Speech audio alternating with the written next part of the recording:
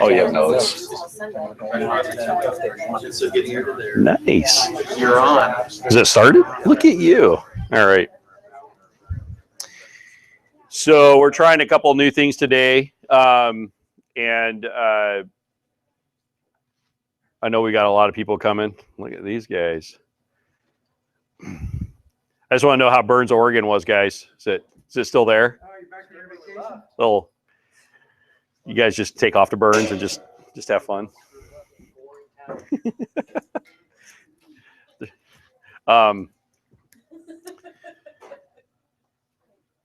Couple of thoughts on your paraphrases. I've read through all of them that have been turned in thus far, unless you just turned it in. I haven't quite read through all those.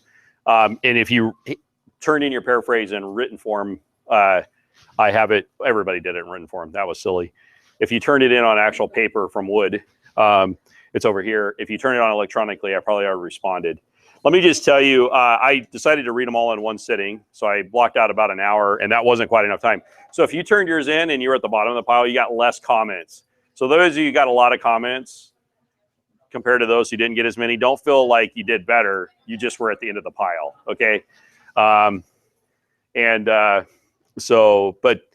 the paraphrase really, and I want to make some clarifications because a lot of people, when they were turning their paraphrases in, made some assumptions. I said that the paraphrase was going to help highlight your bias, but don't try to eliminate your bias, okay? Some of you were trying to do that. That's a painful exercise. I don't think it's even possible, to be honest with you. I mean, by the fact that you speak English and read English, you have a bias because our language only has certain words in it, or words mean only a certain thing, or we don't have certain words that mean something. You know, I once heard, I don't know if this is true, but, you know, the Inuit tribes have something like 200 words for snow, right? You know, I don't know, but how many real words, but I know they have more than one, and we only have snow. Okay, so you're not gonna be able to eliminate your bias. What you're doing in the paraphrase, you're gonna write down your initial thoughts. What does this say the first time or second time you read through it? What does it say? That's all you're doing, writing it down. You cannot, if you use the same words as in your version for the whole verse, I would probably try again. But if you use just a few of the words and you change some of the other words, that's fine. The paraphrase is, what's your initial thoughts? Because once you're done completely studying the book, then you're going to go back and look at your paraphrase, and then you're going to be able to start highlighting your biases. You're going to see that. Let me give you an example. I studied, the first book I ever inductively studied was the book of Jonah. And every time I would read the same part of Jonah that talked about this big fish, I would assume in my mind, whale. Did it all the time. In fact, when I did a paraphrase of it, I wrote whale. Then I read commentary after commentary. I read a lot of other things when I got into the reflective stage of the inductive Bible study. And all of a sudden I realized it probably wasn't a whale. It could have been a whale, but the scripture doesn't say that. It just says great big fish. Okay? Now, and so that's an example of a bias you're going to find. All right? There's other biases too. I don't want to get into them yet because I don't want to ruin the surprise for the end. Because in a couple of weeks, I'm going to deliver what I think Ephesians is really about, what I think the main point is, but I want you guys to get through this. Now, you're not getting into Ephesians really deep yet. You will get into Jonah deep, though. Okay? So that's what you're doing. So if you turned your paraphrase, if you have not turned your paraphrase in, please do that. And you'll be, you know, because I really want to read through it and see things, okay? And so I don't want the assignment to be harder than it needs to be, and that's my bad for not explaining it, because I got several emails on that. Okay. Now, we have 6 minutes. I'm going to bring Danae up. This next part is really for the people that go to Eastridge only. And we're going to talk a little bit about what we're trying to do here at Eastridge with you guys as the discipleship, the kind of the first Eastridge discipleship class. So ACAD folks, you can check out for just a second. TC, I know you know how to do that. So I'm just saying, Sarge, just saying. All right. Hey, speaking of that, where's our other sergeant? Okay. We're missing, we got 3 sergeants in here. It's too many. It's a little sergeant heavy. Okay. Anyway. I don't know. This isn't a Starbucks, so I'm a little bit surprised to see this many sergeants in one room. Anyway, that was pretty good. Okay. Danae is our I keep saying pastor of Grow, but that's not true. What are you? They just call me the Grow and Serve Ministry Director. Okay. So so Danae, do you want to just share, or do you want me to say anything? I'll share, but I'll ask a couple questions of you as we go, probably. Okay. Oh, do I have to wear that? I'll just hold it like this, This is weird. like a Okay. reporter. Okay. Yes, I'm Danae, and yeah, please, if you're ACAD, just pull out your cell phones. I don't need check out however Unless you see go to fit. Eastridge. No. If you're in the ACAD and you go to Eastridge, you should listen. No, but what I wanted to share with you briefly is knowing that you've gone through this process of really learning and training what discipleship is all about. I wanted to let you know some of the things that are happening from like a staff perspective, that changes that are like leading us in 2016, some things that we want to do that we think you can help us with now that you've gone through this.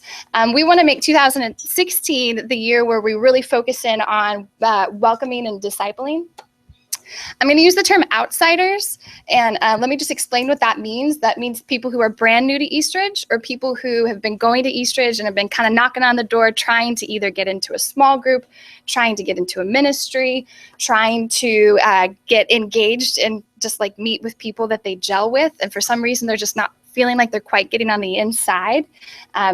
And so when I say outsiders, I'm not saying that as a bad thing at all. It's just identifying a group of people that we have not served well, that we have that we've been kind of poor in how we've treated them. The culture at Eastridge, for a long time, we were kind of birthed out of the 90s movement where church was like entertaining and we left you alone. So it's like, come for the show and don't worry, we won't bother you with like how you're doing, or if you need anything, we'll wait for you to come to us. So what we found is people are coming to church for different reasons. They want to be known. They want to be welcomed beyond just handed a program. And they want to really feel significant connections with people. And a lot of them are willing to try and try and try again. But some people, we only have really like one shot with them. So if we screw that up, and trust me, we've screwed this up. Like, if my husband wasn't the type of person who would keep on coming back, I don't think I would have gotten a chance to meet him, because when our relationship got candid, he was like, hey, your church sucks at welcoming people, because I went there for 4 weeks and no one said a word to me. And not to tell tales on my husband, because I don't have a lot of time. Is sucks a theological word? I just want to know. He's not a theological kind of guy. Yeah, it's a Christian word. No, but what he was saying, someone handed him a program and said, hey, welcome. But nobody made a connection with him beyond that. And it was really frustrating for him, because he felt like you can have the greatest like presentation of the gospel. You can have the most wonderful like expression of worship. But if the people who call that place their home aren't living it out, aren't reaching out, aren't making connections, aren't duplicating the process, then we kind of just look like we don't know what we're doing. Or I'm thinking of scripture, but we're like a clanging gong. If we don't have love, if we're not duplicating that love, then we're not really doing our job as the church. So that's where you guys come in. Well, pause. You'll come in a little bit later. So we're actually doing a couple of different things to change that. We're working on being a lot more personal in how we follow up with people. We're including Dwayne intentionally in the process of meeting new people, which he didn't really used to do, but he's excited to do now. We're going to work on training our current First Impressions team, and we're going to add a layer to our First Impressions team, which is like a discipleship team, like what we call like the covert team. The people who are not just there to greet and hand out a program, but the people who are there to meet people and help them get connected in a significant way through our discipleship process. Come, grow, serve, go. And I understand that that's kind of what you guys are equipped to do now. Am I right? Yeah. I would say. So then, if you turned in your paraphrase, if you haven't, you're not ready. Yeah. If you have identified your bias, then I can use you. No. So what we're going to be working on doing then is having kind of some conversations, Eastridge people, about what you think that could look like for this ministry. But we're going to develop you guys as a team, and you'll be. I know that you guys are kind of at a point now where you're supposed to be going out and looking for people to disciple or to just learn more about. I think you're looking for people who are either nominal believers or not believers, and just get into their world a little bit.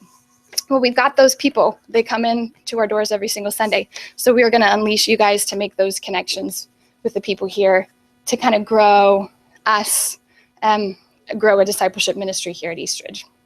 I did that really fast because he said I only had 6 minutes, but are there questions? Does that make sense? Okay, yeah. I made you answer my own question. But Westy says it made sense, so. Did it make question? All right. Dude, I love your mustache, dude. That's rocking. Wait till you see this thing. It's awesome, Tim. Okay. So as Eastridge folks, what we're going to be doing is really engaging you guys in a discipleship process. Some of you probably already have people you can engage in discipleship. That's fine. But if you don't, and you go to Eastridge, you're going to have an opportunity to. Okay. Are we practicing the week I'm talking? Is that what we're doing? Okay. Oh, well, we're doing the new people gift and the greeting thing. Okay. For me, I feel like a good next step, as a staff person, I don't really have a good finger on the pulse of what the experience is for the person walking through the door, what your experience is or what a brand new person's experience is. So for me, what would be really helpful as we form this is for me to hear what you guys have been learning here, where you guys feel like God is moving you and leading you, and then we'll kind of form what that team would look like. Ultimately, what I was imagining is scheduling, but having a couple people, each gender, like around. I know the key times when new people are here and no one's talking to them. I've even identified like, hey, that guy is here and he's waiting for someone. Could you go and talk to him? Because it was a fella and that's weird for me to do. He was young. It would look like I was hitting on him. Now I feel weird that I'm being recorded. Now I'm getting embarrassed. Anyway, so really kind of helping you, equipping you to what those opportunities are, what good, what's appropriate interactions for that time at church or whatever. And then, and you guys kind of giving me feedback about your thoughts about what you think could work. Because you've all been new and you've all sat down waiting for someone to talk to you. So what do you want people to say to you, So the next step is conversations. He's going to give me all your information, so you're pretty much stuck with me either way. And then we'll kind of move forward. I'll give her your email because that's what I have. Yeah. All right. Cool. Thank you, Danae. Thank you, everybody. All right. So we'll talk more about that, and we just want you guys to start getting involved in that process because we're as a church working on how we change that dynamic. So what we'll be doing I think I speak in 2 weeks at the service, not this weekend, but the weekend after. We're going to, after I'm done talking, and this is something that Dwayne will do when he gets back from Africa, is after the main speaker speaks, we'll go to the door and meet new guests. And so it's the traditional benediction, if you remember the old style churches. So, I remember when I used to leave church, that's how you had to go and say hi so the pastor knew you were there, because that's how you thought you got into heaven. Anyway, all right. Tim, you were on, brother. Hopefully, as you guys have developed your gospel, you realize that is not the way to heaven now. No. Volunteer for a trick question. Okay, well, here, mic up before you get too engaged. Yeah, I can't do that just yet. Oh, okay. All right. Oh, because you have sticky notes. I got one. Chad, right? Yeah. I got a trick one for you too. Great. I got a bunch of them. There you go. There we go. All right. There we go. Okay. Who's got Blue Letter Bible? Who can handle it? No, you can look it up where. And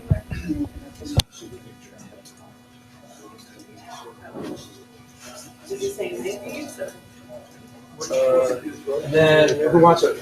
Perfect. That's awesome. Okay, now I can mic up. They call me a mic stand. There you go. A mic stand? I was standing with a mic. You were standing with a mic. Now you're standing with a Tim. All right.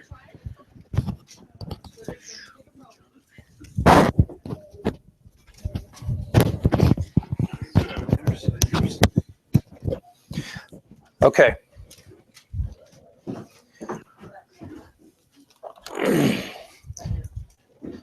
So there's a couple of you that have, there's a couple kind of tricky ones we're going to look at tonight, and then there's a couple from Blue Letter Bible, just because I want to continue to bring that to your mind and show you how to use it, because you're going to need it during the Jonah study that we're soon to embark on. And then also it's just good practice. So if you can do those, great. If not, it's not going to be the end of the world. Okay, so we're going to start with a review, and then something of a not really an apology, but it's an acknowledgement of something that happened last week, a couple things maybe. So we're going to do that. I hope this is working okay. Feels weird. Okay, is it good? Okay. And then we're going to jump into the first step of inductive Bible study. Oh, dude, like you timed that perfectly, TK. Perfectly. Yeah, I just handed out all the hard questions and you just missed it. Because I had a hard one for you. All right, so 4 steps of inductive Bible study are...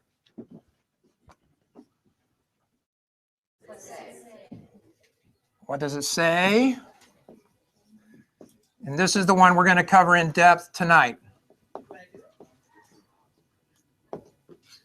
What's the key word with that one? Remember? We'll get to it later. What's the second step?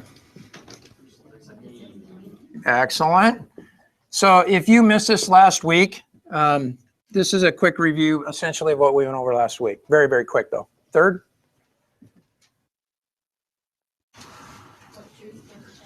Okay. What truths? I want you to understand that in terms of principles. So a principle by definition is something that applies in all places, in all cultures, at all times. So be honest, love one another, that kind of stuff.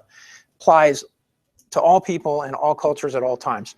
So that's the truth that we're after when we go through this process. That's what we're trying to identify. And then the fourth one, which is arguably the most important step, and if you don't do this, you have not studied well. I don't care how well you've done this, and that step is called so what? Or how would the navigators say that? Yeah, exactly. That resonates a little more with me. So tonight,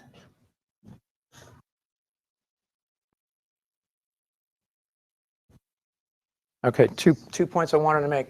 Right here, who determines the meaning of the text or of the statement? The author. Exactly.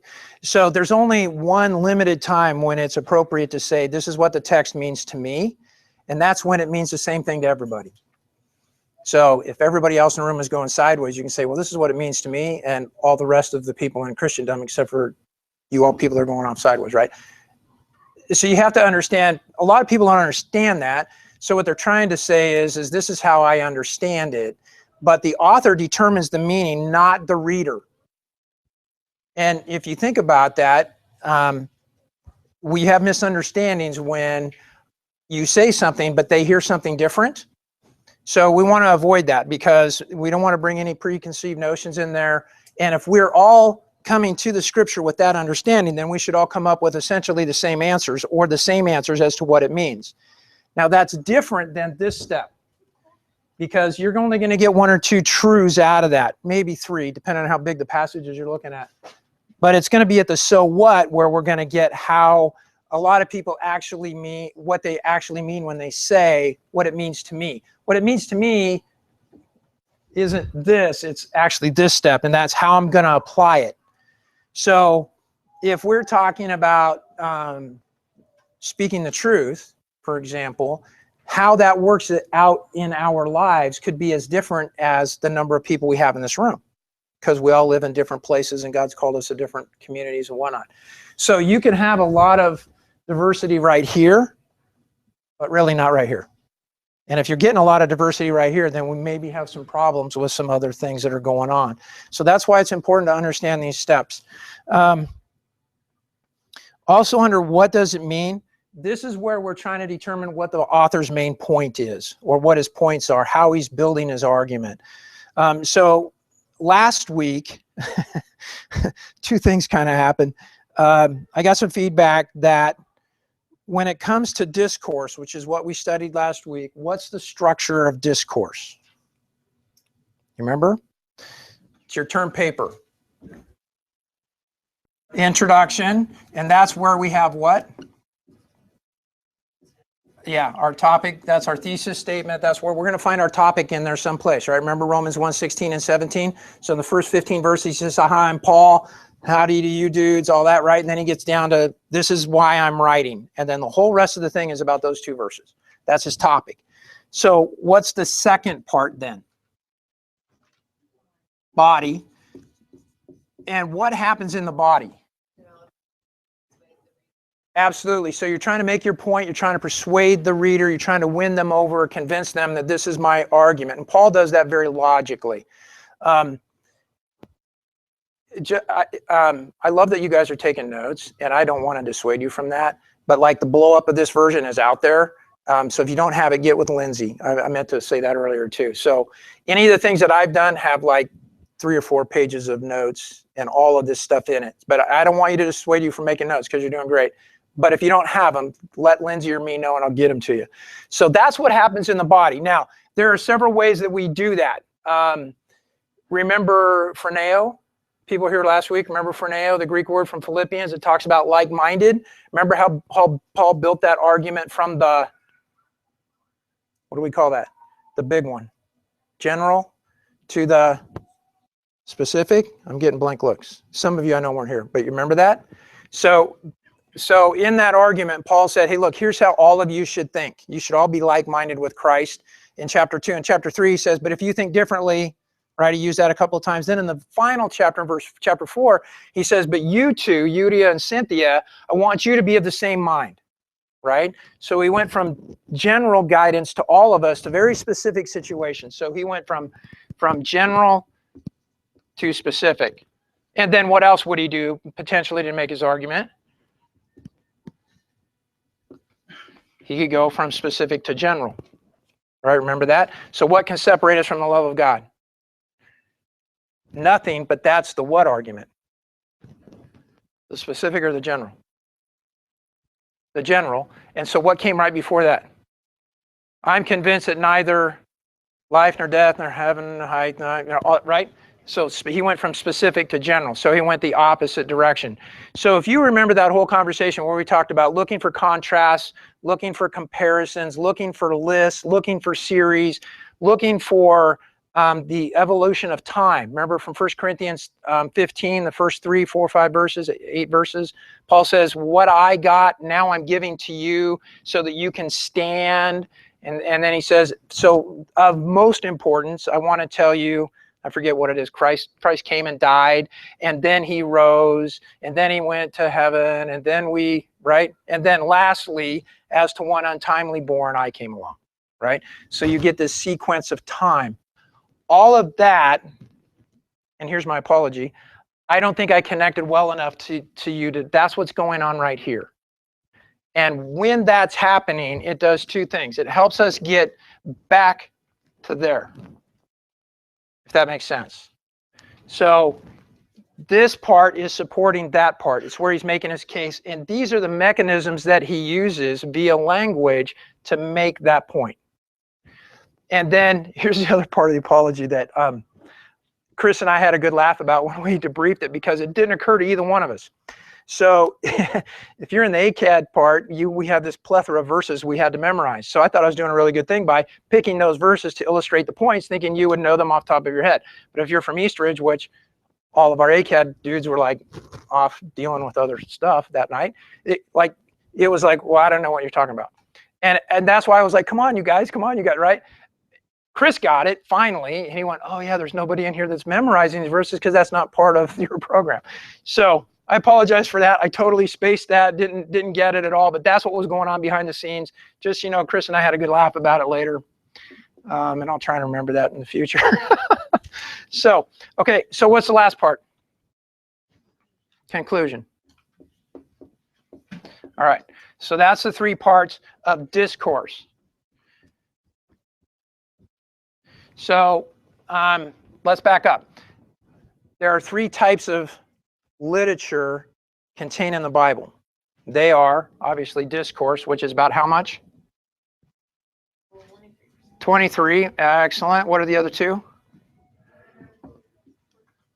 Narrative and poetry. And narrative is about, and poetry, 33. Excellent. Okay, so those are the 3. Now, discourse makes its point different than these 2. How? It's very direct. These two use, remember? They use illustrations. They use parables. Narrative is basically story. So just like any story, you're going to have a plot, you're going to have a good guy and a bad guy, you're going to have a climax, you're going to have an epilogue, you're going to have all those things. We're going to get to that in narrative. Poetry uses parallelism. It's awesome, but it's a little bit, we'll have a whole lesson on parallelism. It's pretty cool, but it makes its points differently. So remember we said that we don't read all literature the same, right? We apply different rules to it. So we don't read a business letter, I hope, the same way we read a love letter, right? Because if you do, you got a problem in one or both places. I'm just going to suggest that to you. A little marriage counseling there for free. Okay? So, does that make sense? So that's kind of a quick recap of where we have been. So, this next piece Chris wanted me to do, and it's just strictly for your info. I hope I won't give you a pop quiz on it. I can't speak for Chris on this one, but so if you have the entire Bible right here, and this is Revelation, not the book of, but it's just Revelation. So when we say that and we're talking about the Bible, what do we mean? What's being revealed? God's plan certainly is part of it. And God himself is being revealed, right? God and his plan. That's it. That's God reaching out to his creation saying, hey, like, I love you. Here's the program. Here's what we're doing, right? And so then within that, we have, within that revelation, that revelation takes on types, which is a word you know, yeah? Sorry, this isn't all squared up, but, and so what are our three types?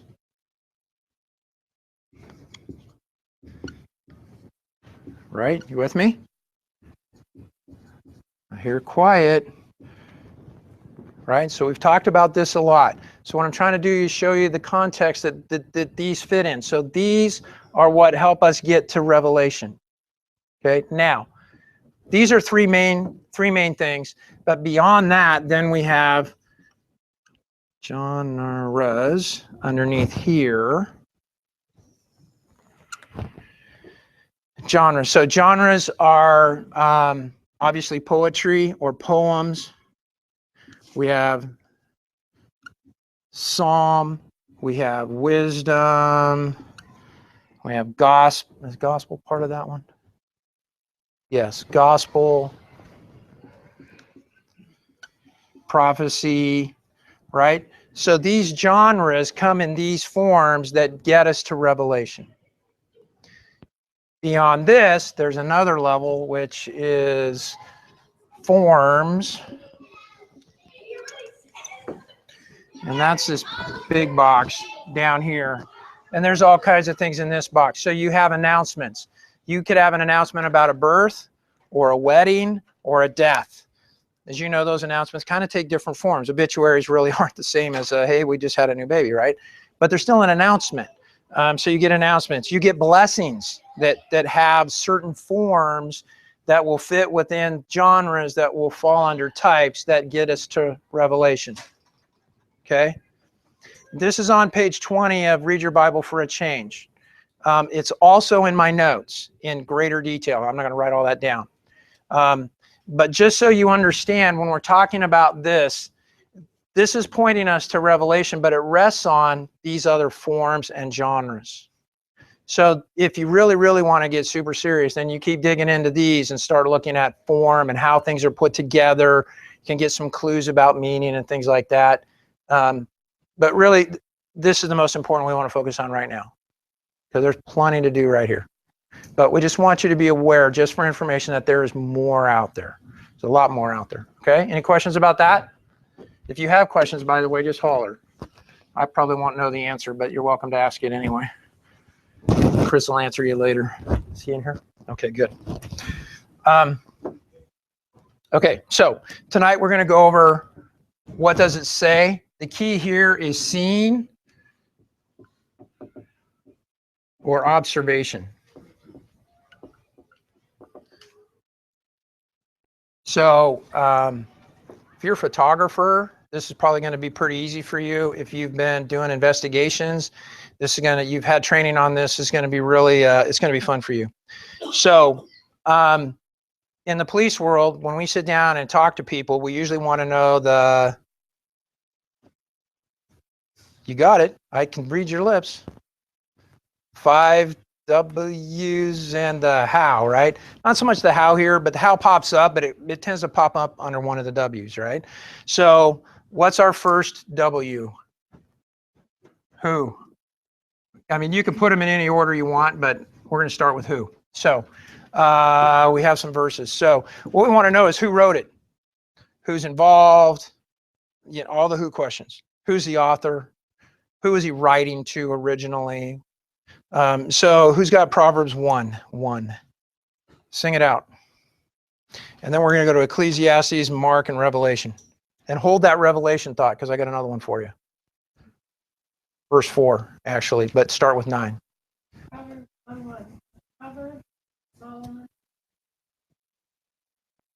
Exactly. So we know who wrote that. Not a trick question. I got some of those, but this one Solomon did, right? Okay, good. It was an easy one, I hope. Ecclesiastes, who's got 1:1 on Ecclesiastes? So who are we guessing there? Solomon. Yeah, it's a little more cryptic, doesn't quite come out and say it, but we know that's Solomon. How about Mark? Just a little bit of a trick question, but we're going to lay it on you anyway. Who's got Mark 1:1?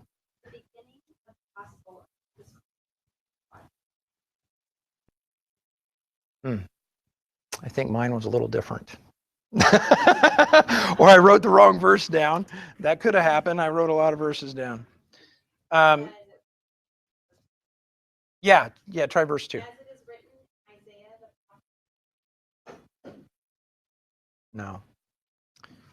Okay, well, it's a little bit of a trick question, but who wrote Mark? Mark.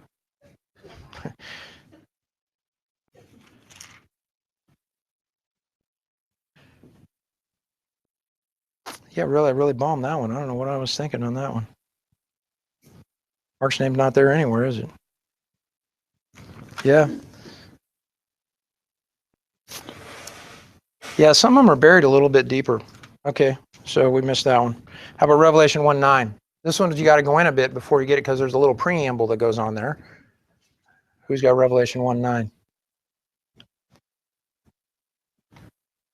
I didn't hand that one out. Revelation 1:9.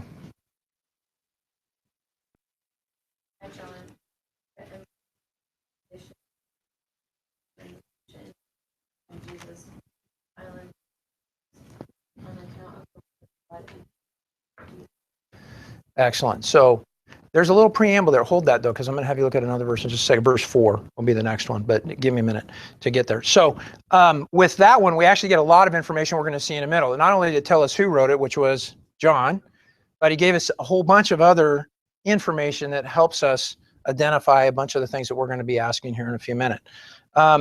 So the next question is, what do we know about the author? And here's the point I was trying to make with Mark. Mark wrote the gospel. It was his pen that did it. But his source was probably Peter. And that's going to come up in a little while. So I just want you to file that back in the back. We're going to come back to that in a little bit. So then the next question we want to ask is, who are the intended readers? Who's the original audience? Because that's going to give us some clues about why he was writing.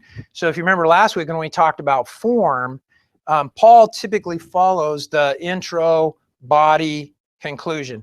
And almost always in his intro, he's like, you know, greetings to you, God bless you, I'm praying for you. He doesn't do that in Galatians because they got some serious issues going on, and he's not thankful for them. He's getting right down to the discipline, right? He's getting right down to the instruction. So he breaks form. You look at Thessalonians, Timothy, Philippians, you get that, not in Galatians. Even in Corinthians, as messed up as they were, right? But you really get that break of form. So that was kind of advanced. I mean, you really got to know Paul's writings to pick up on the fact that that's not there, but now you know it's not. So there are reasons for that. So you want to pay attention. So knowing who the original audience is and what the original circumstances were will help you tremendously with that. So Revelations 1:4.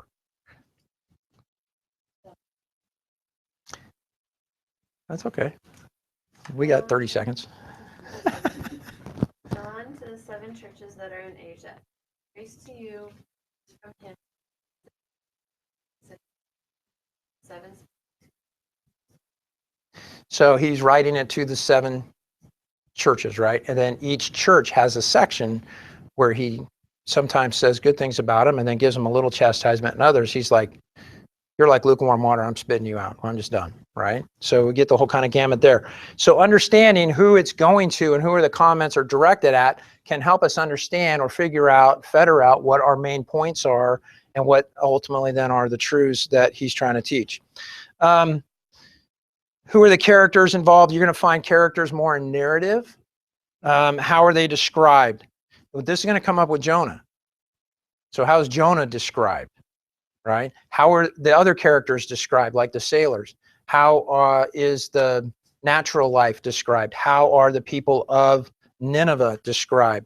Those are important clues kind of about what's happening and what's going on that make the story or help illustrate the points in narrative that the author's trying to make.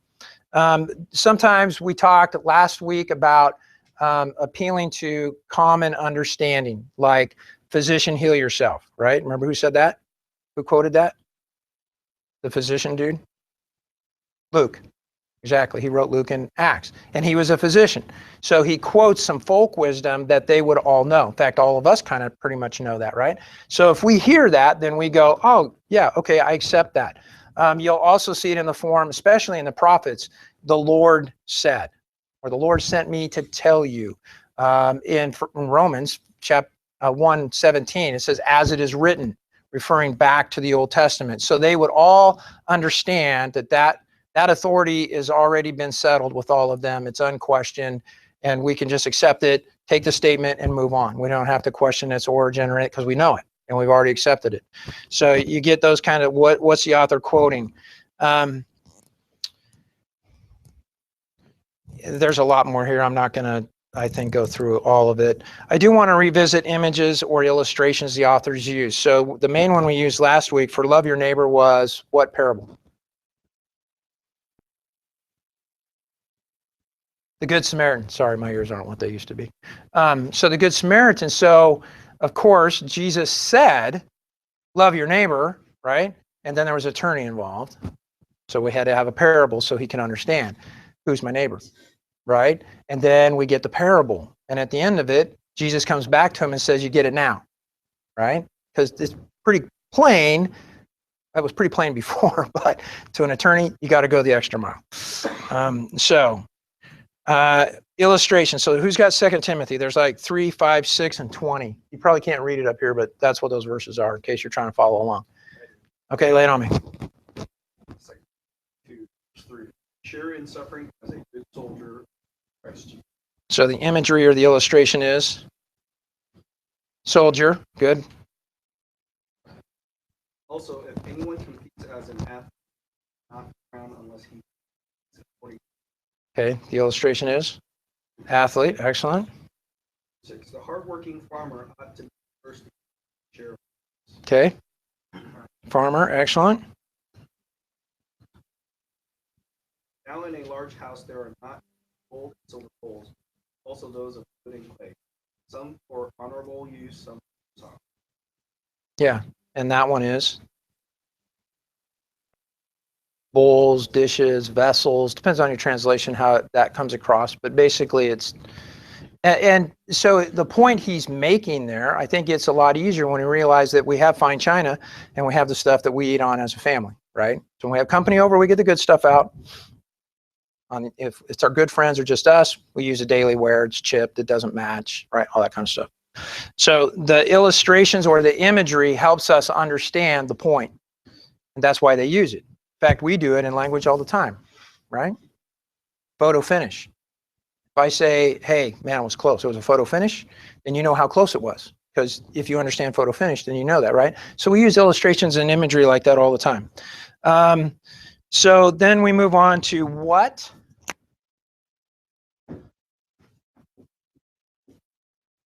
So what's going on? Who's involved? I guess that's a who question. What's the main idea? We get a how question under what? How's he make his point? So that's back to the structure of it. So in poetry, I'll just tell you it's parallelism. In narrative, it's because there's a plot, there's a story. It kind of unfolds like a TV drama, and you kind of get caught up with what's going on. We're going to see that quite a bit in Jonah. Although, I guess it's kind of like a TV show, because in Jonah, you get to the last chapter and you find out about stuff that happened in the first chapter. And in my mind, I'm going like, that would have been really good to know when I was in the first chapter, right? But that's not how God chose to reveal the story. He reveals the story because he's making the point at the end. So understanding how he's making his point. What conflicts are there? Again, that's more of a narrative kind of thing, because you have people that are potentially going back and forth at each other, and how is God working in that situation? What are the turning points? What was the key turning point? So I think I would argue that, who was that guy that wrestled with the angel and got his hip all messed up? That might have been a turning point in his life. In fact, he named that place Bethel. If you do a word search on Bethel, in terms of geography, you'll see that.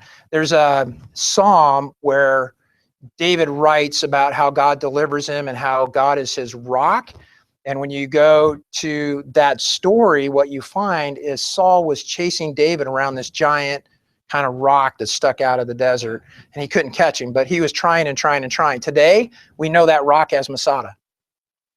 So if that means anything to you, you know that right after the Romans came down and sacked the temple in AD 70, a whole bunch of Jews went up to the top of there where there was a summer palace, had lots of water and food. It had a very narrow road. So even though the Romans had overwhelming numbers, they couldn't use them because of a very narrow road. So what they did is they built a rampart to bridge it. It took them like 2 or 3 years. It's still there to this day. If you go find an aerial photograph, you'll see that. And right when they were almost to get to the top, all the Jews killed themselves. So that's the same place. Really doesn't mean anything that it's Masada now, but it's kind of an interesting piece of history. All right, so how about James? Who's got James 3?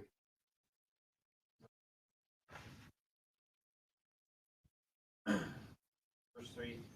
Now if we put the bits into the horse's mouth so that they may obey us, back the entire body as well. Okay, so what's the illustration?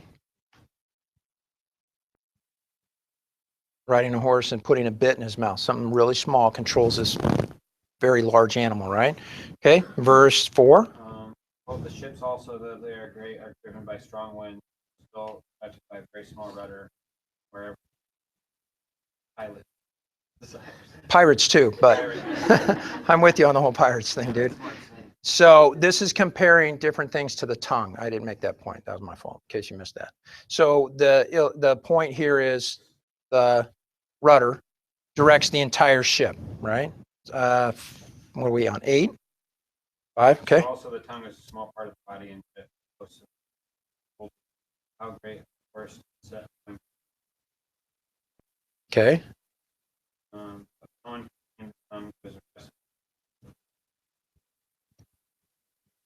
Okay, so the point is, tongue's very small, can do a lot of things. It can be good that you direct a ship a certain way. Could also be bad. Depends on where you send it, right? So that's the illustration. What are the key words? So who's got Romans 8? 8, 38, and 39. So we're trying to identify key words. Now, again, I want to put this in context, because at the end of this, we're going to do an exercise that's going to try and grab a bunch of these things that we're talking about right now, and you're going to want to, this stuff is going to hope be obvious to you, but go ahead.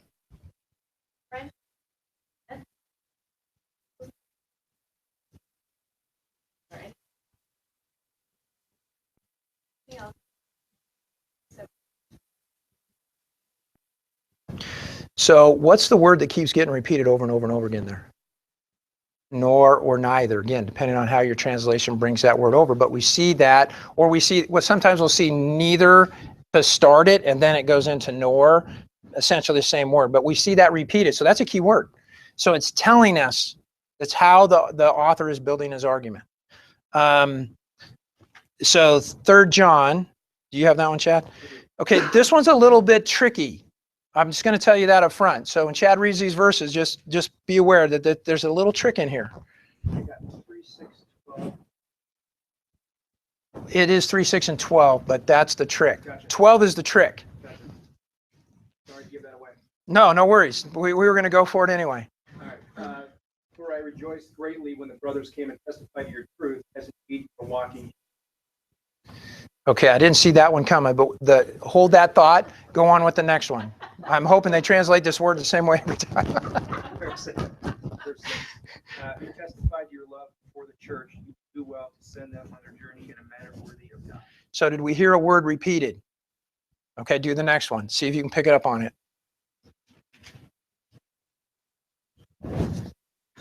Demetrius has received a good testimony from everyone and from the truth itself. We also add our testimony, and you know that our testimony is true. What version is that? Yeah, English Standard. Ah, okay. I like that. So that word came across 4 times in 3 verses the same way. Did you pick it up? What is it? Huh? Testify. It's testify. In the New American, it says witness, witness, witness, and then it says that guy got a good testimony that we witnessed to. So I love that one because it hit all 4 of them the same. But when I read that, I went, okay, witness, witness, witness, got it. Wait a minute. What's this testimony thing about? Isn't testimony to witness about something? So you kind of got to watch that. Sometimes with the translations, it can be kind of sneaky. So reading multiple versions will help you. But also seeing will help you pick that out too. All right. When? We're going to skip a bunch of these. I apologize for that. In Daniel, we want to know when the passage was written. These passages in Daniel, chapter 1, verse 1, he'll say like in the 3rd year of King Darius, after the 3rd full moon, but before we harvested, right? And the weird thing is, I was looking in my chronological Bible, it actually has a date, like a day. And I'm like, wow, that was like 5,000 years ago when they got the day. That's pretty cool. As you move through Daniel 2:1, he gets another vision, and he tells you exactly when it was. Same thing in 7:1, he tells you exactly, and you can keep going through Daniel. Daniel's very specific about when certain events happen in different rules, different months, that kind of thing. So he really narrows it down. Genesis 1:1, we all know that one. Why? When did it happen? In the beginning, right? The day 0, the first couple hours, this is what happened. All right. So that's pretty obvious. What are the circumstances of his writing? Is there a time frame that's covered? And we see that a lot of times in Kings or Chronicles. And like Chris mentioned before, sometimes we skip generations because they're not significant or part of the story. So if you're trying to do a chronological thing and count years, it's probably going to be thrown off because they probably didn't include them. Sometimes they only included the ones to make the numbers work out or to make the point they were trying to make. So just be aware that a lot of these cover a lot of years. That happens in Psalms a lot, especially if you take David's Psalms and you link them back to an event in his life. Psalm 51 is probably the most famous and the easiest one. That links back to what event in David's life?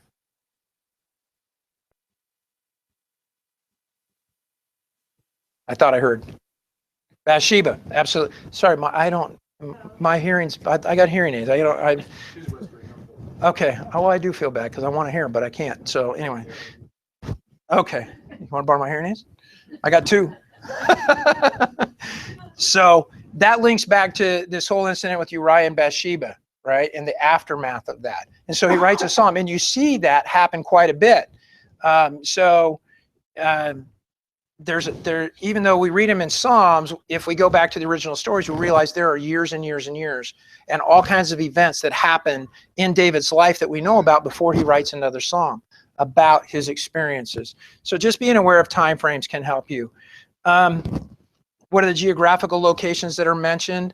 That can be physical ones like Masada, but it could also be a place like the temple. Because in the Old Testament, the temple was a very specific place, right? But in the New Testament, what's the temple? Yeah. So maybe that's important. Bethel. What things happened at Bethel? what things happened in various places in the Bible can be significant. They can help us understand maybe what's going on. Chris points out, was it whenever you're going east, you're in rebellion, and whenever you're coming west, you're repenting, something like, right? So those are called motifs. So the motif becomes kind of important. How many storms happened at sea, and what happened during those storms, right? That motif can help you understand things that the Bible is trying to explain. Most of the rest of this we've talked about. At the end of the day, well, actually, I didn't tell you this, but we skipped right through. Where was the author when he wrote? Paul, was it Ephesians or Philippians we were looking at? He was in jail at the time, which isn't saying a lot because he went to jail a lot, but so we know he wrote from jail. That would be Ephesians, right? Ephesians. We're pretty sure he was in jail when he wrote Ephesians. My personal feeling about that, and that there have been points made about it, but my personal feeling about it is that he was such a man of action that if you didn't put him under chains, he wouldn't sit still long enough to write. And God knew we needed all that writing, right? So God put him in jail, slow him down. That's just my own personal opinion. It's probably not biblical. What's the pace of the story? So who has, Adam, is that you that has the Mark passage? Yes. 22 times. Okay, well, you got it more than I did. So remember, reach back. Remember, we talked about Mark was the assistant to Peter. What do we know about Peter? You're not taking Jesus, right? He's, hey, if that's you, tell me to come walk to you on this storming water, where if it's not you, I'm going to drown for sure, right? That's Peter. Everything about Peter is go, go, go, go, go. He doesn't stop to think about anything. He just goes and does, right? That's Peter. It's his personality. So when we look at Mark, Mark uses the word immediately 22 times. And as you read it, you get this sense of urgency if you're picking up on the immediately. He's constantly moving us. He's constantly doing this with us. That's a style of Paul, or excuse me, of Peter. And it's coming through because who's he telling the story to? He's telling it to Mark, who's writing it down, right? Paul, on the other hand, he's an attorney. So you're going to get 11 verses, one sentence, right? It's got 25 points in it. It's an attorney. That's just how Paul thinks. It's how he was trained. He's a brilliant man. So understanding those things will help you determine the pace of the story and what's going on. Who has my Romans one? The but now. But now is used 12 times. Okay. So in Romans, but now is a really key phrase. Paul says, he has these contrasts. So he say, you used to live like this, but now you live like this. And in about half of those, we have but now together. But in the other half, roughly, he'll say, but dun, dun, dun, dun, dun, dun, dun, now, dun, dun, dun, dun, dun, right? So it can be a little harder to pick up. Remember last week we talked about if-then statements? You're not always going to get the if and the then. So if any of you are in Christ, I got my ACAD people here now. You know Corinthians 5:17, right? What's the rest? You're a new creation, right? So he doesn't give us the then. Joshua 1:8, we don't get the if, but he says, don't let this book of instruction pass, right? But meditate on it day and night so you can be careful to observe everything written in it. For then, so if you get that then or you get the if, just kind of tuck in the back of your mind that maybe you're going to see, or you should go back and look for the if, or you should start looking for a then statement, even if it doesn't use the word then. Because in all the verses I looked at, very rarely did we get the if and the then, but even though that relationship exists. So just be aware of that. That is a blue letter. Those are blue letter Bible exercises as you start recognizing key words. And remember, in blue letter, when you type in the keyword or you click on the keyword, if you look on the side, it will tell you how many times that word is used in each book of the Bible. And so you can not only see how many times is that phraseology used in Romans, but you can see at a glance how it's used everywhere else. And it's nowhere close, even in Paul's own writing. So the but now relationships is huge. So that informs us about how he's building his argument in Romans. And I won't bore you with that one right now. So that's that. So the point of seeing is to gather as much information as we can. We're not trying to determine meaning. We're not trying to determine truths. We're not trying to determine application. We're just gathering as much information as we can. So, this is going to be fun. And I don't want you to be, I don't know. I don't know if this is going to intimidate you or not, but I want you to all look up Acts chapter 1 and go to verse 8.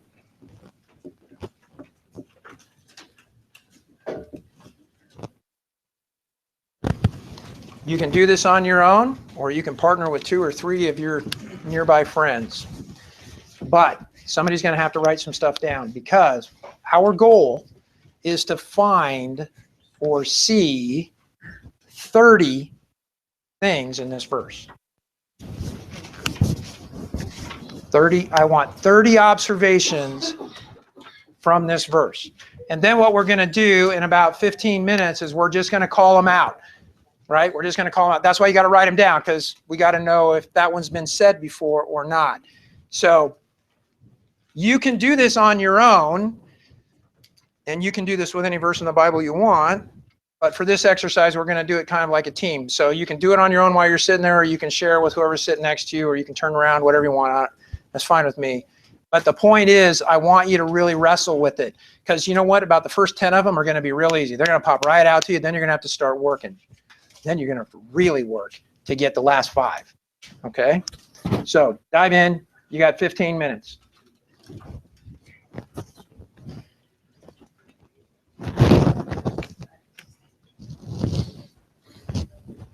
I hope I'm not the only one that's hot. So I'm going to open this so you can put up with some noise for a minute.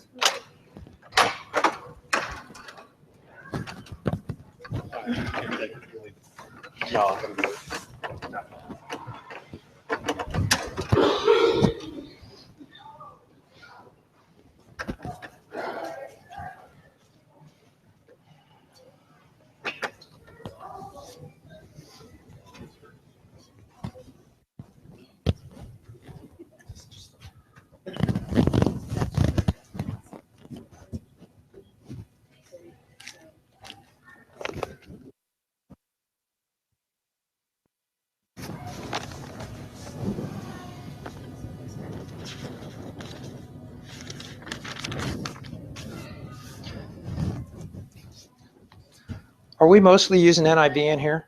Is that what most people have? ESV? We have a bunch of ESV folks?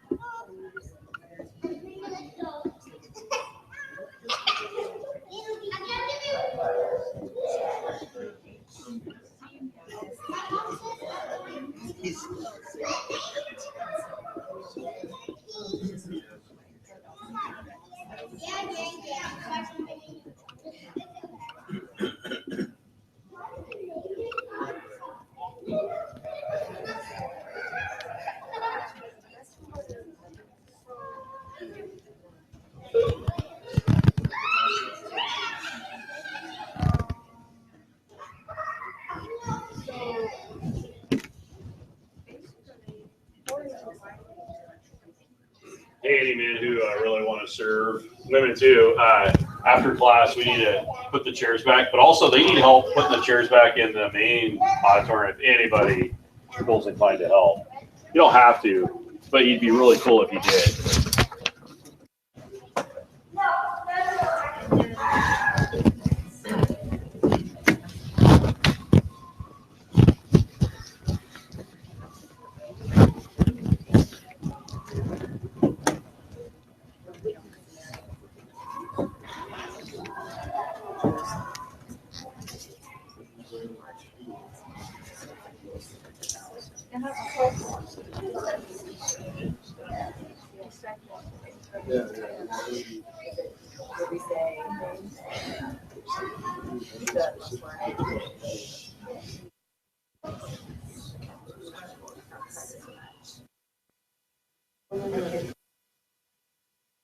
It was wasn't this one written by Luke, but it is. Oh, does that sound good? Does that resonate with you guys?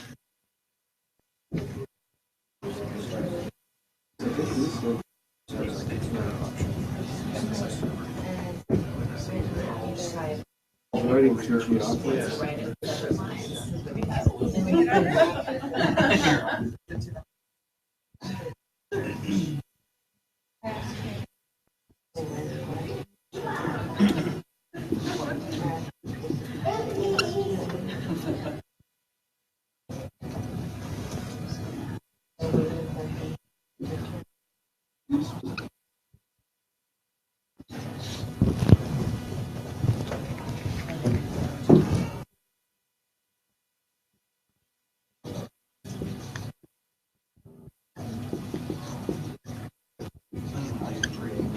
You know what it is?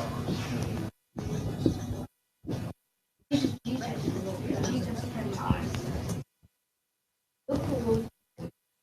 But it is Jesus. Well, these are Jesus' words. Jesus, but he has these are Jesus' words taken up.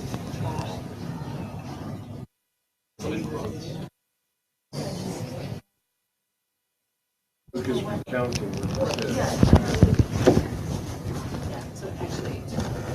It is a reading bad. But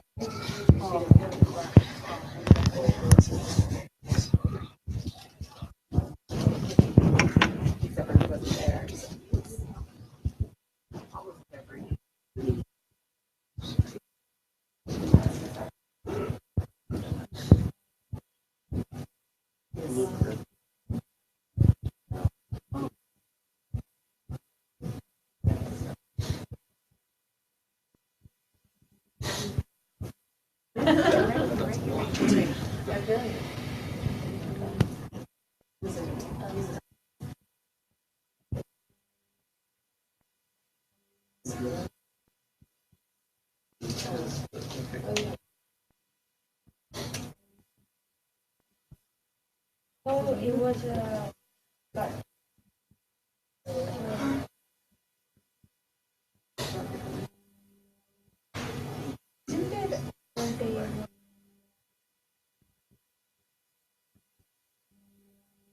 Right after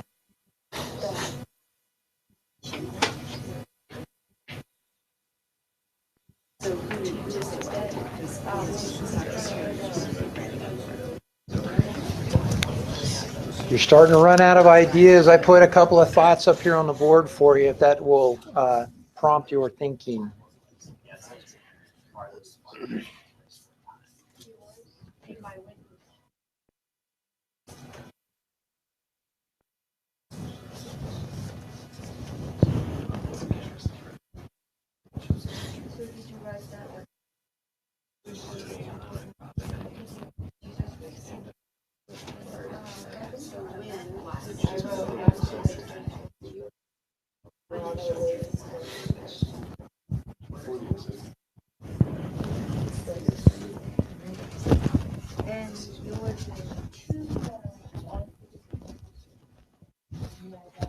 Ran like a wild man. I knew you'd be okay.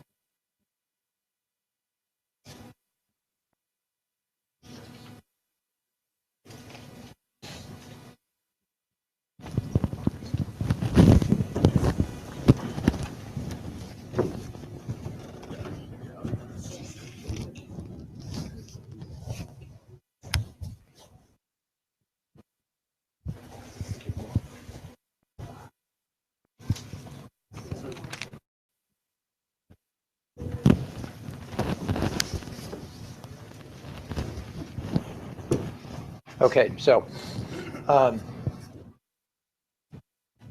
when you first started this, what was your first thought when you heard you had to get 30 out of one verse? How in the world are you going to do that? Anybody else share that same? Yeah? About 30 words, so I just figured it was One word for each.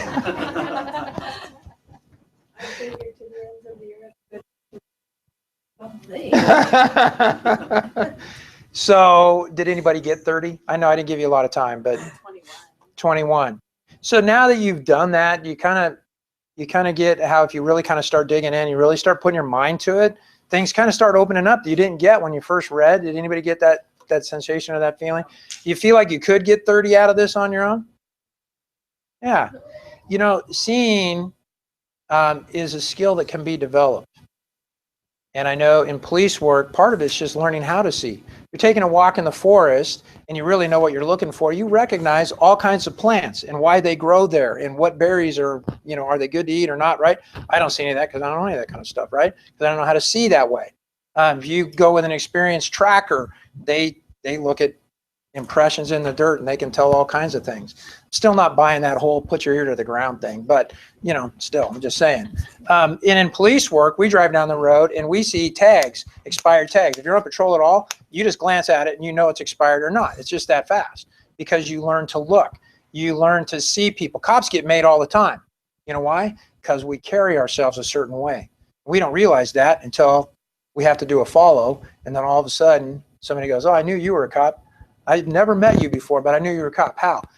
It's just the way you act. It's your attitude. It's just that persona that you give out. So it's just learning how to see those things. It's the same thing here. So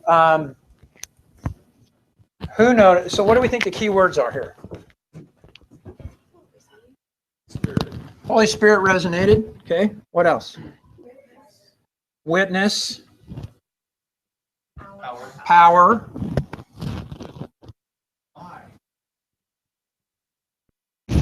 Okay. How about conjunctions? Huh? And I know there's at least one of them in there. Is there another one? Here's another one over here.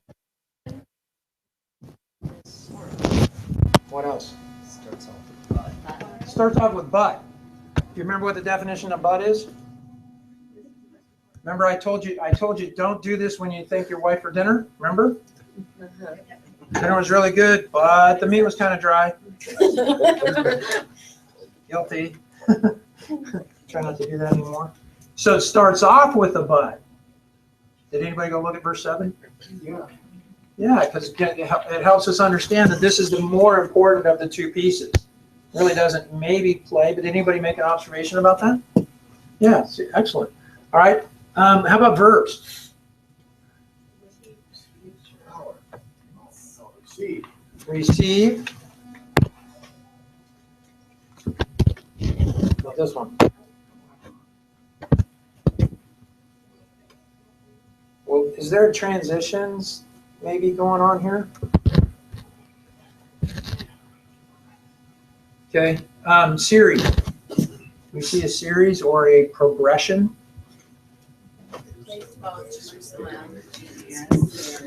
Okay, so we have Jerusalem, and then we go.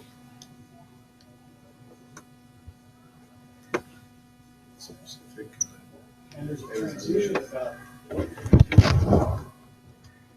to get it, and here's what you'll do with it. Okay, good one. So you're going to receive, and then you're going to be my witness. So you're going to receive, and then that connects with witness. It's kind of like come grow. Okay, yeah, kind of like that. So it's a progression. Yeah, well said. Commands or a direction? Will be. Will, yeah. You will do it. Not optional. He didn't say if you feel like it. Maybe. You could. No, he said you will go do this. Right? And if you read verse 7, what did he say in verse 7? Because they were asking, hey, what's the timing? You know, when you come in? He said, yeah, don't worry about that. Here's what you need to worry about. Here's what's going to happen, and here's what you're going to do about it. That's really not an option. Well, when it says when, it means it doesn't say that you ask for it. It literally says when the Holy Spirit comes on you, it's automatic. Yeah, that's what should be happening, right? It's there. Yeah, excellent. Okay, so what are some of your, I mean, we've talked about this, we've kind of diagrammed it a little bit, kind of toyed with it a little bit. Did this resonate with anybody? First time I did this, I completely missed this, but ESV brought this out differently than my NASB. Did anybody key on that? So we have almost a double meaning, and because he's talking about time before, and so the end of the earth being the end of the earth, or the end geographically of the earth. Good one. Both. Anybody look that up at blueletterbible.com? I see a natural transition. He's talking about 3 specific places where they're going to go. And then they're going to expand past that. Yeah. And so what do we know about geographically? If we looked at a map, we go from the small, right, the city, to kind of a region, to a bigger region. We're moving out. We're moving away from Jerusalem, and we're going to the ends of the earth. And God kind of gave him a little bit of a kick in the rear to help him do that, right? When he sent the Romans in and destroyed their temple and like made it unpleasant to be there. So it was like leave or die. So they chose some of them to leave. And then where did they go? Well, the next closest place, and then they kept going and they kept going. I had to look this up because New American says remotest part of the earth. So they focus on the geography. I always remembered this as having an S on it. Ends of the earth, which is a physical kind of, you're going to go all the way to the very end geographically, which fit with remotest. But end could refer to time. You're going to go do these things until time ends, right? That end of the earth. Never picked that up before. Interestingly, the geek that I am, I looked it up on Blue Letter. And you know what it said? It says both. It could be either or both of those. So when you're doing these, don't hesitate to pull out your helps and look words up, right? We took the Jerusalem, Judea, and Samaria a little bit differently because Jerusalem is where you have the Pharisees. It's like this where people are real, they're believers and they're willing to fight for it. In Samaria, they weren't Christians in Samaria. Right. Your mic is down by your feet. Oh. Wow, that's odd. Sorry to you guys on the video. Got to hear me clomp around. That's an interesting point because in Samaria, their religious development in terms of Judaism pretty much quit about the time when, who came back and rebuilt the temple wall? Nehemiah. About Nehemiah's time. In fact, that was some of the struggle that happened with Tobias and those guys that were beefing against Nehemiah. And so they believe in God in a part of Judaism, so they have some of this, but they didn't continue on with the prophets and stuff past Nehemiah. So historically we know that, and because of that, right, the story of the Good Samaritan, the reason the Good Samaritan is a hero of the story is because he's the most despised and looked down on because of their religion and because they were mixed in terms of their ethnicity. And so that was a big deal to the Jews because they weren't pure. So that's why Jesus making the Samaritan, that's part of the dynamic that goes on there. Okay, so what are some of your observations? I'm curious. Just sing them out. I'm not going to write them down. I was going to, but I'm not going to.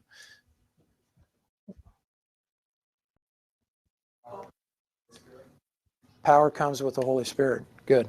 I have to pick up my daughter in about 5 minutes. I'm going to go, so I'm going to sing that real quick. I went back to what are we before we received all these things? Uh-huh. I'm working from ground zero. So what are we without power?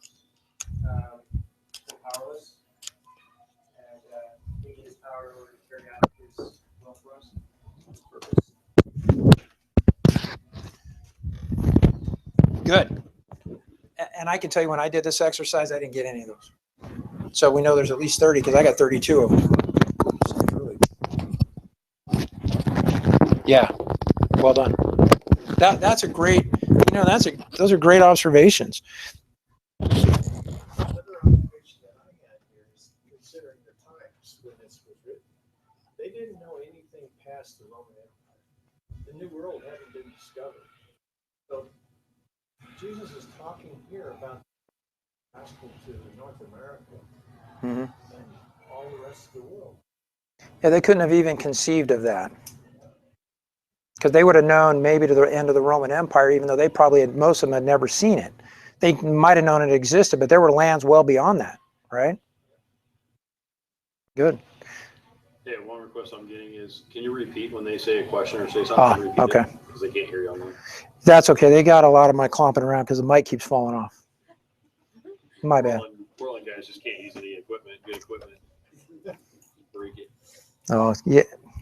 I have the mic. You don't want to get me started on that, boy. I'll tell you, you got to have good equipment to start with. Another interesting observation about that is that they don't know what life is like for the most part without this. Or they know what life is without it, but they don't know what life is with this because they haven't experienced it yet. It has yet to come. And it changed them in ways that I don't really believe they could have comprehended. I mean, I'm still fascinated by Peter walking into the temple and some guy's like, hey, alms for the poor, alms for, and he's like, hey, in the name of Jesus, get up and walk. Like, would any of you do that? I wouldn't do that. What was he?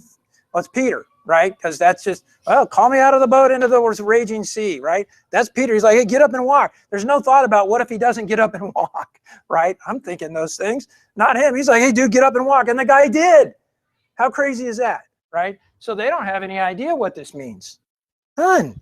So that's an observation I hadn't made. Who else?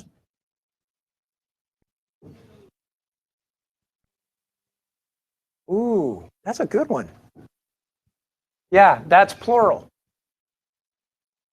So a whole bunch of you are going to do that. Anybody else get that? I missed it. We did, but we also connected it to another line because we were trying to take as many lines as we could. Uh-huh. God, the other witnesses also have the Holy Spirit. So you're have Good point.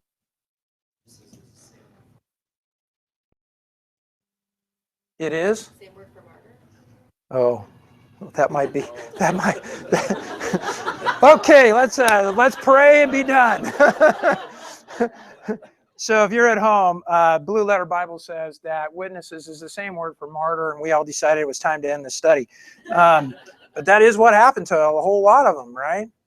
Yeah. So at any rate, so I hope this exercise was good for you. I know I hit you with a lot of stuff with the W's. There's more detail in the handout. and that's condensed from what's in the book. So I don't get a kickback on the book, but Dr. Lubeck has done a phenomenal job of laying this stuff out so that it makes sense. He has a lot more argument in there and a lot more foundation for why this makes sense. And so I would encourage you, if you don't have the book, get the book.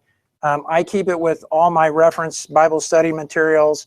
I'm in it on a regular basis because I want to make sure I'm not missing any of this stuff. And that's especially true because I'm not so strong on the whole poetry thing. But it is exciting to break that down. And I hope you'll catch that when we go over that. So where we're going is we're going to continue to work through the 4 steps.